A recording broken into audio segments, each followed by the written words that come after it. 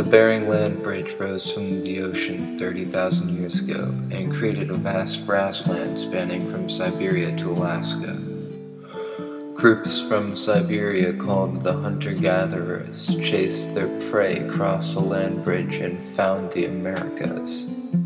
20,000 years later, when the land bridge sank back into the ocean, this group of people were separated from the rest of the world. They were the ones whose descendants would be called Native Americans. They were a peaceful people, and their culture was close to nature. For millenniums, they thrived on the fertile lands of North and South America. Only did their problems start when European explorers stumbled across their lands. The Europeans were a wretched bunch and cared nothing but for gold. By this time, the Europeans had developed far superior weaponry and had no trouble using the Native Americans as they wished. Unfortunately, the American government had no more pity than the original settlers.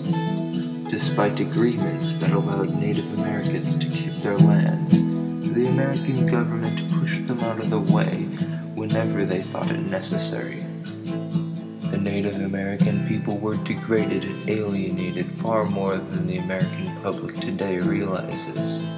They were treated as animals, a simple obstacle in the way of the American people, who, because of a foul concept known as the Manifest Destiny, believed that their brutal actions were justified by God. In 1830, Andrew Jackson, the President of the United States, signed the Indian Removal Act, which resulted in a famous journey known as the Trail of Tears.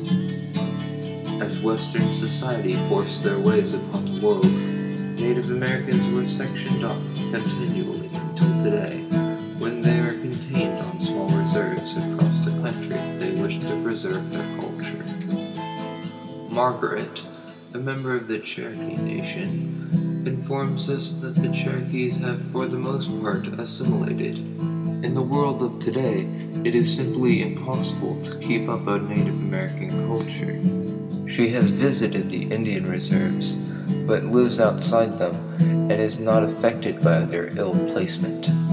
She knows of the brutality that was enforced upon her ancestors, and is proud of her heritage. Even so, she does not practice Native American culture at all. She believes that the Native Americans have and continue to be mistreated by the government, although she points out that the newer policies are better than the old ones. Life on the Indian reserves is hard, and it has been shown that those areas are among the poorest in the United States. We as American people can say that we have successfully wiped out an innocent race. We as the American people now have the responsibility to make life on the Indian reserves as suitable as possible and protect the culture of the people who can still call themselves Native.